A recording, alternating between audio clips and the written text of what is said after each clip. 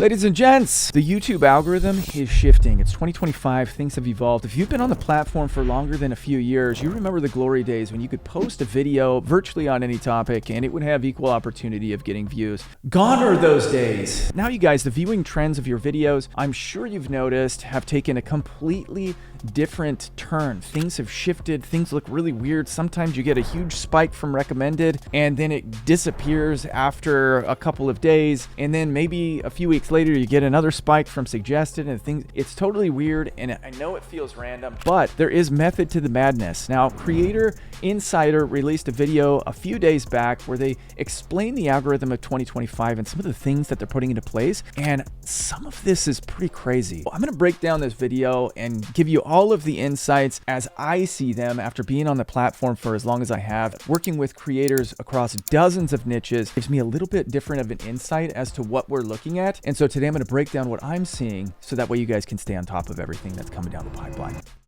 All right, friends, it's been a minute since I've created a video. I'm happy to announce that I found an editor and should be picking the pace back up. But if you're interested in watching more business-centric content in a very raw format, you can come over to the I'm Scott Simpson channel and you can watch me over there. So I've got an alter ego. Over here, I'm Uncle Raph. Over there, bada boom, I'm Scott Simpson. All right, you guys, now the first thing I want to talk about is what they discuss at about 30 seconds into this video. Polling audiences. The algorithm is being trained to poll audiences.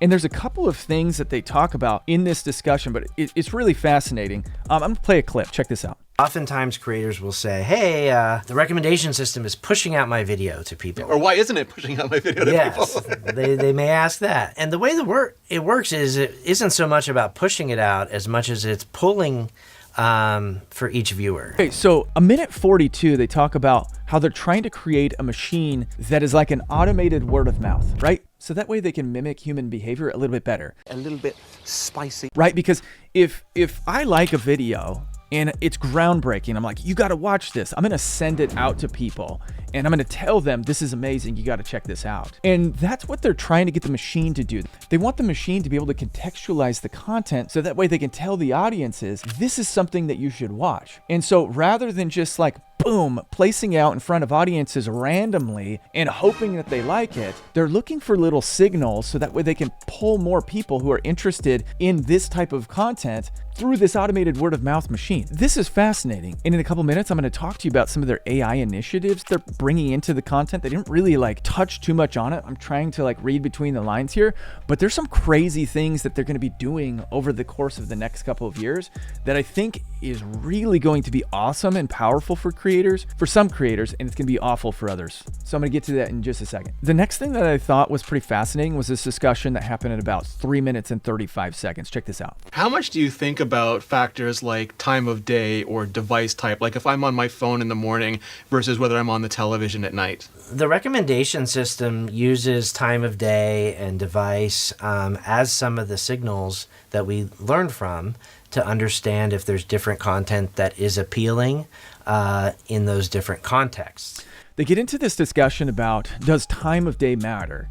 And the answer is yes, time of day does matter. And also not only time of day, but what device are you watching on? So they kind of clued us into how each device factors into the equation. So ultimately, you're going to get a different recommendation feed if it's on television than you do on cell phone, than you do on desktop. And then it also depends on time of day. So in the morning, if you wake up at 6 a.m. and you go to YouTube, you might see more news-centric stuff, depending on if you like news. In the evening, when you're trying to wind down, you're gonna see something completely different. And if you're watching from your phone, you might see something different. You might see more shorts, depending on your viewing habits from your phone. So depending on your audience's viewing habits, it will really factor into the equation as to when you should be posting your content. Now, a lot of people will ask me, does time matter?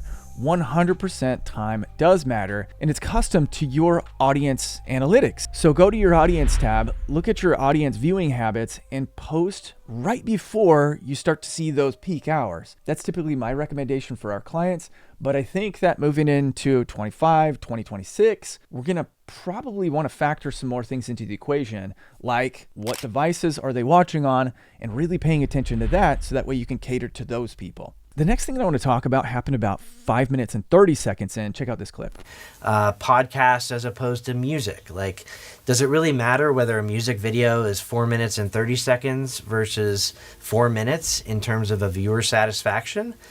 Maybe watch time isn't really as important as something like a like in that context.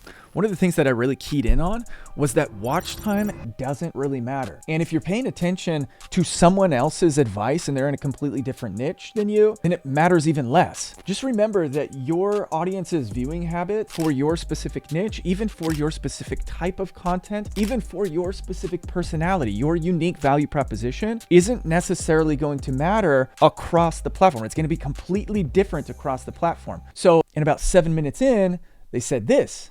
And so while we do look at how long people watch videos, it's only one of the factors that we consider when understanding the value people are getting. We introduced this concept of satisfaction quite a few years ago, where we're trying to understand not just about the viewer's behavior and what they do, but how do they feel about the time they're spending. So just keep this in mind. Take all advice from other creators with a grain of salt. It doesn't necessarily matter for you in your specific niche. So it's better for you to build an instinct for what your audience wants, as opposed to asking other creators, hey, what's going on over here? What's going on over here? It doesn't always translate across the board. Now, there are definitely big signals that you can read from other creators from across the platform, just in general. But like, your CTR is not going to be the same as someone else's CTR. Your watch time metrics aren't going to matter as much as other people's watch time metric, because YouTube is placing a huge emphasis on viewer satisfaction, which we don't always understand exactly why that is, because we don't always understand what is motivating our audience. YouTube doesn't always give us all the data and information to tell us exactly what is checking the boxes for our particular audience in terms of viewer satisfaction. So we kind of just have to build that instinct. Again, you need to know your audience. And if you can build an audience avatar and really create content for that specific avatar, then you'll always be able to stay on top of it. At about 12 minutes and 45 seconds, they talk about why YouTube content creators experience the ebb and flow of views. And they have this to say. What are some of the things you look to when creators are talking about ebbs and flows in views? Yeah, I mean, the first thing is that it's natural.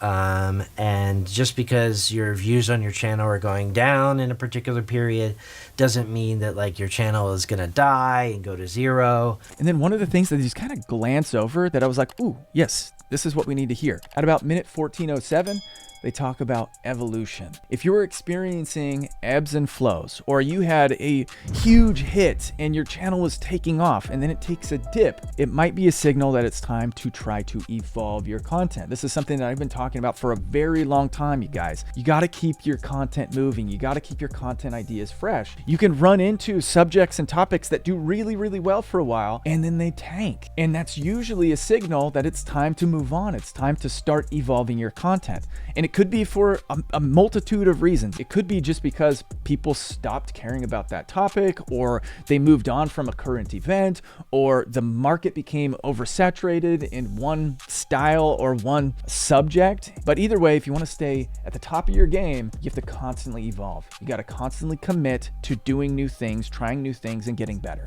And then finally, the moment I've been waiting for, you guys, 17 minutes and 55 seconds in. So right near the end. And VidCon, you mentioned bringing more large language models into recommendations. How is that working? They talk about how these large language models are contextualizing the video content, so that way they can figure out what the underlying message is and put your content in front of other people. That's reading between the lines. I've been saying this for the last year and a half, 2 years, that the YouTube algorithm is smart enough now to be able to understand your content at a much deeper level. And this is for SEO purposes. This is for audience satisfaction. They're going to be able to essentially look at your content and be able to judge if this video is going to do well, literally before you even press release. They're also going to be able to say, this audience is going to love this before you press release. This audience is going to love this before you press release. So guys, you got to factor this into the equation. YouTube is going to get smarter and smarter and smarter, but the underlying theme that I want to leave you with is that if you simply focus on audience and